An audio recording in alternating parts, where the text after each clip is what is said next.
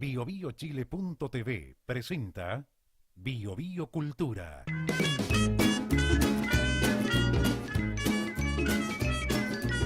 A cualquier hora, siempre es tiempo de cultura. Bienvenidos. Se estrena pronto Inútiles, la última obra de Ernesto Orellana como director y dramaturgo Exacto. frente a la compañía Teatro Sur. Ujú. ¿Cómo estás? Muy bien. Muy bien y contento de estar acá para conversar sobre el trabajo que me convoca y que me interesa que la gente lo vaya a conocer y disfrutar. Un trabajo duro. Sí, un trabajo duro de varios meses de investigación, de varios meses de conversaciones, de reuniones con distintas personas que nos han aportado a la creación de este ¿Y proyecto. qué tú planteas como origen y presente del fascismo en Chile? Origen y presente de alguna manera de un racismo, ¿cierto? Con tendencia fascista, ¿ya? Como sea, un racismo, clasismo. etcétera. Es decir, como englobar en ese comportamiento fascista específicamente el clasismo que impera y que separa las clases sociales hoy y que determina de alguna manera la estructuración del poder y cómo nos organizamos y cómo se incluye y excluye, ¿cierto?, a la sociedad civil dentro de este gran reparto de Para lugares eso, sociales. tú sitúas la obra a fines del siglo XVIII, es decir, previo a la independencia, Exacto. y es una familia aristocrática en la cual desaparecen los sirvientes. Sí, sí. O sea, la anécdota cuenta una reunión irónica, satírica, a principios del siglo XIX, para ser más específico, tipos 1800 y tanto por ahí, en la frontera, ¿cierto?, entre la región del Biobío y la región de la Araucanía, en un sector que se llama La Frontera, ¿cierto?, que todos conocemos, ¿ya?, donde hay una hacienda, ¿ya?, de los Errázuriz, Valbontín y Portales de Mates, ¿ya?, que esperan la llegada de un obispo español para celebrar la Noche de Acción de Gracias. Sabemos que la Noche de Acción de Gracias no es chilena, ¿cierto?, pero es una manera también de entrar desde la sátira e ironía, ¿cierto?, de una cultura que está constantemente reproduciendo costumbres, ¿cierto?, extranjeras, sobre todo del Imperio del Norte. ¿Ya? Se juntan en esa cena, ¿cierto? Los personajes son el hacendado, la doña, el obispo, la hija mestiza, el esclavo negro, ¿ya? Tito Bustamante, la doña, Nicolás Pavés, el hacendado, Guilherme Sepúlveda, el obispo español, Tamara Ferreira, la hija mestiza bastarda, Eric Melo, el esclavo negro, ¿ya? Son interrumpidas esta cena, ¿ya?, porque efectivamente en el momento que van a cenar no llegan los sirvientes indígenas, se escaparon todos, se fugaron y además se llevaron toda la comida y solo dejaron una gallina, ¿ya?, que se llama Lucía, y ninguno de esta clase familiar sabe cómo cocinar la gallina, ¿ya? Sucede una tormenta apocalíptica afuera, en la hacienda, se quedan encerrados sin poder salir y empiezan a llegar una serie de señales, ya, desde la selva y desde las otras haciendas, que hay una guerra que se está levantando para repartirse finalmente el poder en vista de la caída del rey, ¿cierto?, y quién se va a quedar con el nuevo reino de Chile, ¿ya? A partir de esa anécdota, un poco sucede la historia y van cayendo las máscaras de los distintos personajes y qué es lo que realmente desea cada uno de ellos y ellas. Pero esto es como la historia reiterada de Chile, ¿no? Sí, como la historia de los dueños de Chile. Siempre el miedo de que el poder va a cambiar. Sí, Es decir, Egon Wolf ya lo puso en una de sus obras, ¿no? ujú, Es un poco la historia del golpe, ujú, es decir, con la Unidad Popular. ujú. ¿Y tú crees que eso sigue?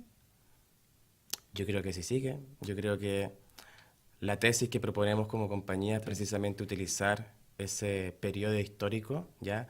No con rigor historicista, hay que decirlo, es más bien utilizarlo como una manera de poder precisamente preguntarnos por la memoria, ¿cierto? Y cómo el revisionismo de nuestras memorias, ¿cierto?, permite también entender el presente y lo que podemos hacer en la construcción del futuro.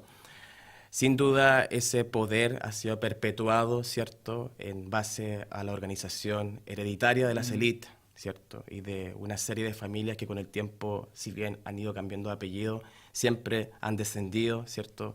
De sus antecesores, ¿cierto? Sus antepasados, todos en general con orígenes aristocráticos criollos, ¿ya? La obra, ¿cierto?, revisa ese periodo histórico, pero deviene en el presente, Sí, claro. ¿ya? Deviene en el 2016, ¿ya? En términos dramatúrgicos. No voy a contar un Sí, poco no, sobre no, eso no. para no contar la obra. ¿Por qué? ¿Ya? Porque cuando uno dice inútiles, Ujú. te refieres a, es decir, ¿a quién se refiere? Porque Uno uno podría puede decir... decir que la aristocracia es inútil, pero finalmente siempre ha gobernado. Ujú.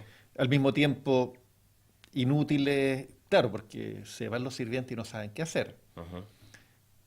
Pero también uno podría pensar inútiles en los propios que nunca se levantan, ¿no? Sí, O que se levantan y siempre han fracasado. sí. Porque si tú planteas que la tesis es que hasta hoy se mantiene el mismo esquema, bueno, también hay una... Es decir, son inútiles todos los actores que... O más bien, uno podría pensar al revés, que han sido muy eficientes, eficaces en mantenerse en la élite Sí, y en el poder. sí, yo creo que hay dos problemas ahí.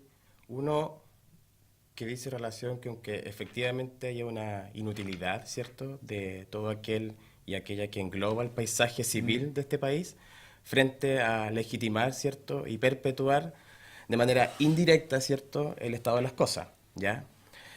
Sin duda todos somos inútiles frente a eso y más aún inútiles frente a el estado de la naturaleza o las catástrofes de la naturaleza, porque podemos Claro. empezar a pensar leyes, principios, políticas, ciertos modelos, tipos de modelos, pero llega un terremoto y derrumba todo y ahí, hasta ahí llegó la utilidad, ¿ya? Eso también plantea la obra, ¿ya? Hay una relación con la naturaleza bien potente y bien presente en términos mitológicos con respecto a la dramaturgia y la ficción que estamos presentando.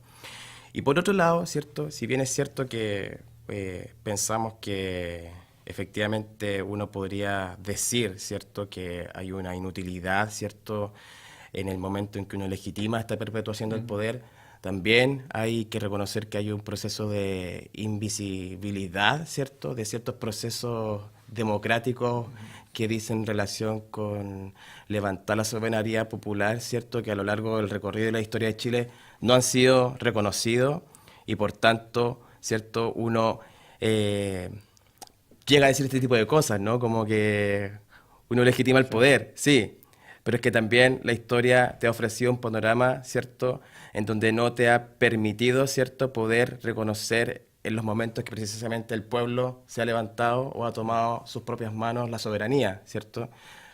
La obra ha sido bien entretenido un poco el proceso de investigación que hemos hecho porque el revisar la historia de manera general, ¿cierto? Y revisar los historiadores particularmente que cuenten esa historia, es ahí donde uno se encuentra con quienes están a servicio de la legitimación de esa perpetuación del poder y quienes no, ¿cierto? O sea, como reconocer que la historia oficial de Chile en manos de este señor Barros Arana, ¿cierto?, como un tótem, ¿cierto?, un juez político en la historia de Chile, ¿cierto?, que ha completamente invisibilizado cualquier posibilidad, ¿cierto?, de efectivamente que el pueblo reconozca su soberanía legítima y su capacidad de poder dirigir, ¿cierto?, la organización del poder, frente a otros como el gran señor Gabriel Salazar, que precisamente se inmiscuye en otros procesos históricos, ¿ya? Como que la obra también un poco habla de eso, así como que intenta desmitificar estos famosos héroes patrios, ¿cierto?, a los cuales uno está obligado a rendir homenaje, tributo, ¿cierto?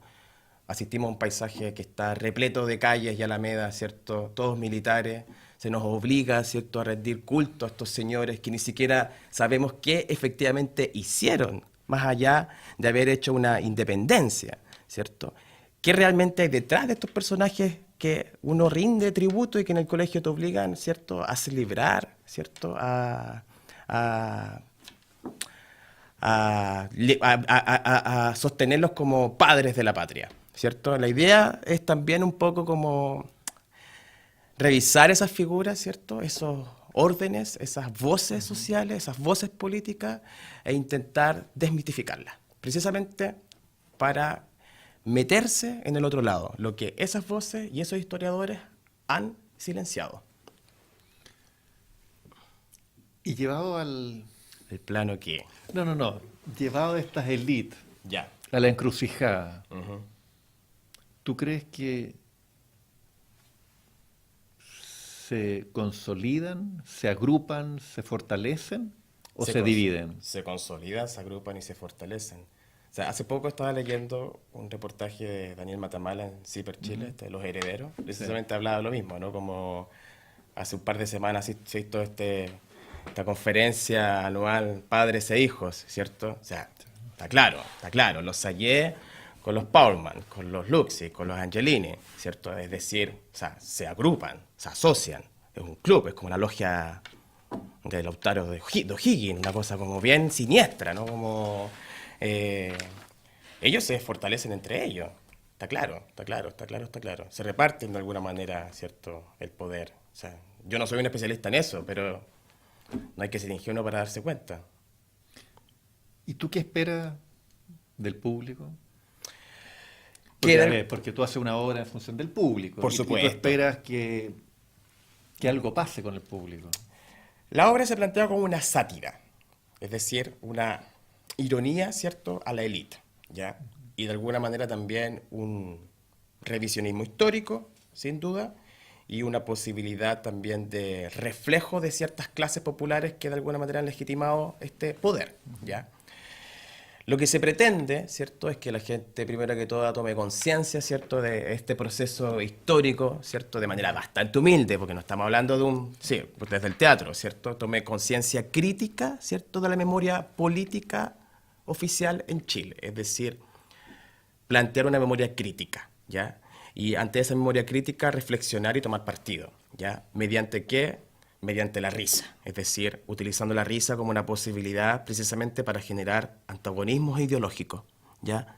Es decir, yo me río de ti poderoso, dejo de tenerte miedo, ¿cierto? Dejo de respetarte desde ahora en adelante, ¿cierto? También puedo empezar yo de alguna manera a reconocer mi propia soberanía humana, civil, social, cultural, política, entendiendo que hay un paisaje que ha sido afectado de manera profunda por estrategias políticas que utilizan el miedo, ¿cierto?, como un lugar de terror, ¿cierto?, sobre todo a las clases populares. O sea, El miedo y la tontera, el miedo a la tontera. que van juntas. Sí, El- exacto. La zanahoria y el garrote. Sí, po. Y en este caso es circo y garrote. Sí. Jaula de hierro. Alguien decía eso. Bueno, Ernesto, ustedes están en Del- la Sala Sidarte desde Del 1 al 19 de junio. una temporada cortita. 3 Y por lo fines de tanto, semana.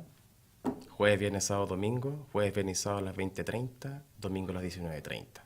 Somos parte del ciclo Teatro Hoy. Gente Un joven. gran aporte. Sí, dramaturgias locales, ¿cierto? Directores locales. Sí. Autorías, de alguna manera. Ha sido entretenido también, de alguna manera, como reconocer otras voces también, compañeros de generación. O sea, la mayoría tenemos edades similares. Estamos hablando, si bien no cosas muy parecidas, de alguna manera todos, de alguna manera, ¿cierto?, nos estamos posicionando desde distintas áreas en torno al análisis también de esta cultura. pero finalmente teniendo en común una mirada de la actualidad y Exacto. una mirada crítica. Exacto, sí. Bueno, Ernesto, muchas gracias por venir y que les vaya muy bien. Muchas gracias por la entrevista y los dejo a todas y todos invitados. BioBioChile.tv presentó Bio Cultura.